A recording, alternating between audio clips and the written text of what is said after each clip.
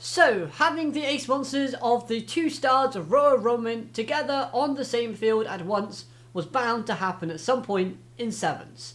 And we got just that as we continued the Otis versus Yuga duel. Hello everyone and welcome to Dueling with Downton, and today let's talk about episode 91 of the Yu-Gi-Oh! 7's anime series. It's the second to last episode of Sevens. But this episode itself both felt slightly odd in having the Otis and Yuga duel paused just before the ending to make way for Luke versus Yuga, which I am very curious to see. But on the other hand, this episode was also fantastic in very much most aspects. From start to finish, I enjoyed it. So from that angle, I've got not many complaints with it. So this review, I want to start off by talking about Otis.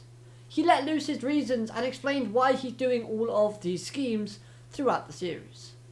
And according to Otis, the progenitor duel that came before the Gohar duels was created by none other than Otis himself. But after seeing how over time dueling became increasingly more complex and regulated to the point where duels which were made for children were taken out of the hands of kids altogether. Within his despair, and of course finding the Sevens book, he read through the context and followed the tales of within, in order to create a brighter future, a new style of dueling that was created by children themselves, as they should be the ones to decide the rules of the game, and by that logic, Otis believes that they should also be the ones to bring that game to an end. Now this speech was rather interesting for a number of reasons. Firstly, we get confirmation that Otis didn't actually create the Sevens book. Instead, he found the book and then was inspired to create the Sevens archetype after doing so. The second thing it begs the question, how old is Otis? If he created the style of dueling that came before Gohar duels, then already that makes him pretty old, because we know that Gohar duels are well established within the lore of Sevens. Thirdly, it makes you wonder why he's going through the plan completely. After all, we now have rush duels, a style of dueling that is more targeted towards the younger demographic. It's more child friendly. The way I see it though, Otis needs the moon to be destroyed because the plan was to have only rush duel survive. With the Gohar servers and the other rows created perishing, thus leaving only the one true style of dueling that Yuga created, now of course rush dueling. If all the other styles of dueling and Gohar duels survive, then dueling is still complex, it's still restrictive, going against what Otis's sort of gripes were at the very beginning. Now of course him dueling Yuga was just another way of Otis testing Yuga to see whether or not rush duels truly is the correct style to create this new future that Otis has envisioned, while also playing out the ending of his reading fantasies. We all know within the Sevens book that the moon got destroyed, and of course Otis has been following that book to the letter, so of course if he's going to complete his plan, he needs to see the moon destroyed. This is just the way that I perceived it, but if I'm wrong, then feel free to enlighten me in the comments down below. Staying with Otis now, but looking more closely at the cards that he uses, seeing him use the Sevens Road archetype last episode was awesome, but now it seems he's embraced that darkness that an antagonist should have, and showcases a bunch of new awesome monsters and trap cards. He displays another ace monster in the form of Darkness Zero Rogue, a really cool looking ace monster that has a decent enough effect when summoned, but when fusioned with Sevens Road Magician, we get the Magician of Dark Sevens, and honestly, this fusion monster is awesome. At first, it reminded me of Marek when he fused with the Winged Dragon of Ra, as we see Sevens Road Magician sort of sitting in the centre of this monster, much like how Marek sat on the top of the Winged Dragon of Ra in Duel Monsters. I really like the rings that this monster has as well attached to it. It has that alluring darkness that makes you want to leap through the hoops and see where it will take you. Plus, those rings also, and just the dark vibes around this monster, matches perfectly with the summoning chant that we get provided with.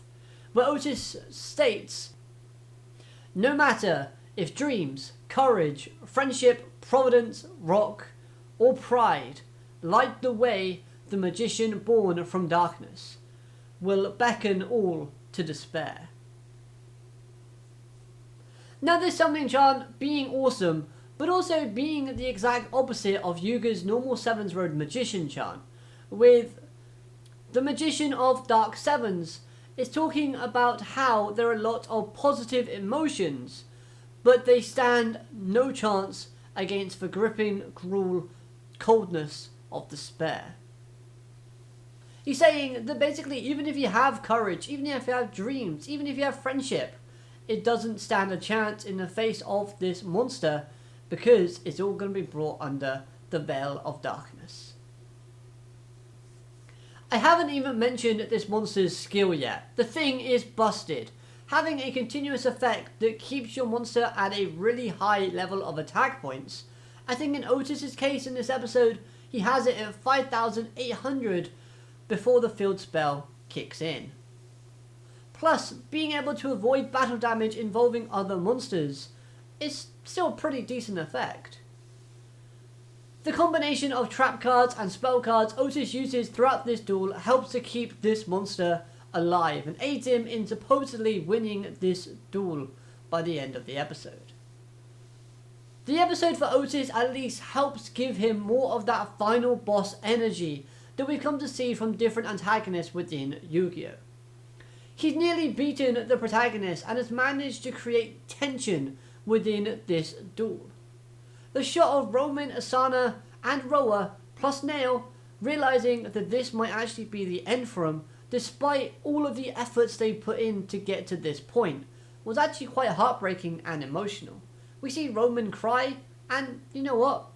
That got me worried for a second. Another character that benefited from this episode was Nanaho, as she returns, tricking the KO girls into believing that their shift was over. Thus, they bounced, leaving Otis on his own. See you and go rush, KO girls. But in all seriousness, those KO girls along with Otis were ready to kill these children, smashing into them with dueling programs in order to break the Rush robot. That was quite insane, but I loved it. The animation effects as well that were used to showcase the KO girls attacking our main heroes was actually a really nice effect as well. I love seeing the kind of thing that they're attacking with flying towards the Rush robot, with then whoever it kind of links to is inside, you know, popping up on screen as well. That was pretty cool visual. Dole also makes a return and seemingly has aligned with Otis.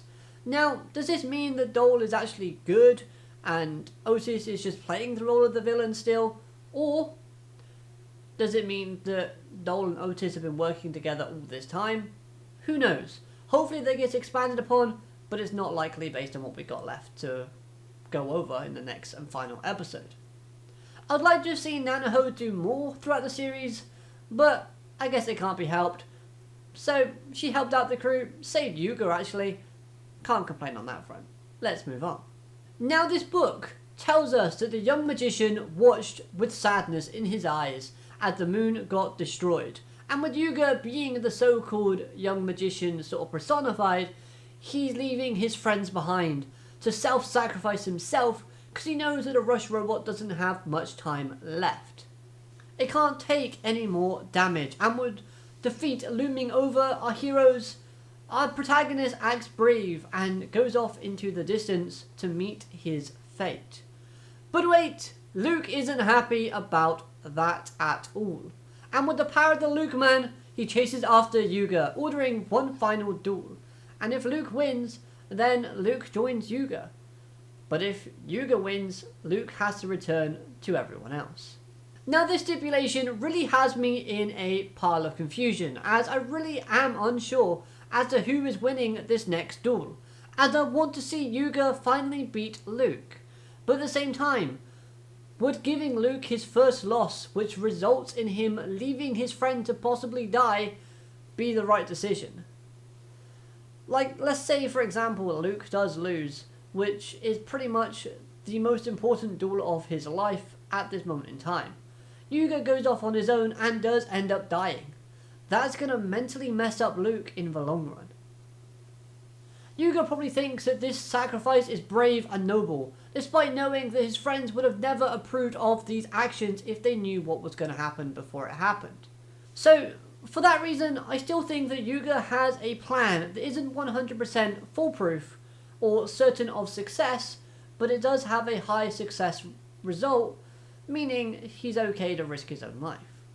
Knowing Sevens, I'm just waiting for the ending to showcase Yuga winning against Otis, but still the Rush robot breaks, causing a massive shock moment within the series. Then Kaizo turns into a spaceship, allowing Yuga to safely return back home. If Luke is with him, then Luke too would be saved from suffocation because of the Luke Man, and the fact that that helmet can allow him to breathe in space.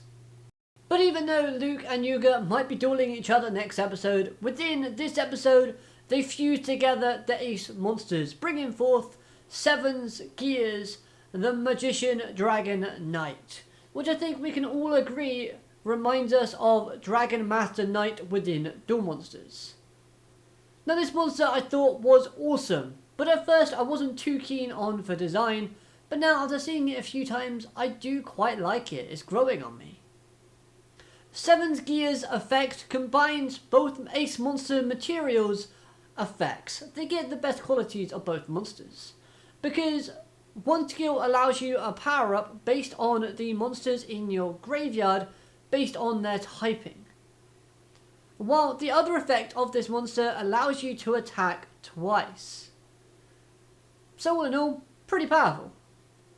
Now I will say, when comparing this monster to the other Ace monster that was shown in this episode, I do prefer the Magician of Dark Sevens, although both are great.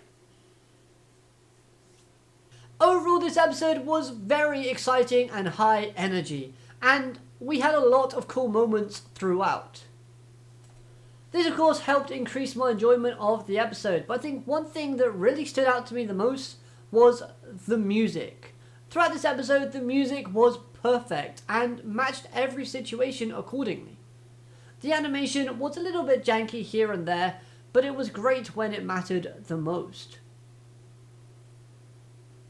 The shot with all of the Goha siblings appearing as well, making their grand entrance, I thought was pretty cool. I like the fact they've kept the side characters irrelevant and important down on Earth, and also the kind of moment of the KO girls sort of leaving and then all of our crew just kind of shocked and confused. That was a great moment too.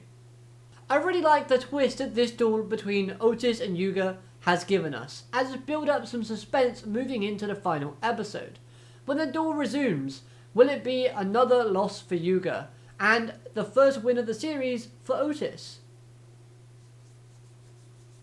Either way, whatever is going to happen, I'm sure it's going to be hyped, and I can't wait to see the ending of Sevens and the duel between Yuga versus Luke.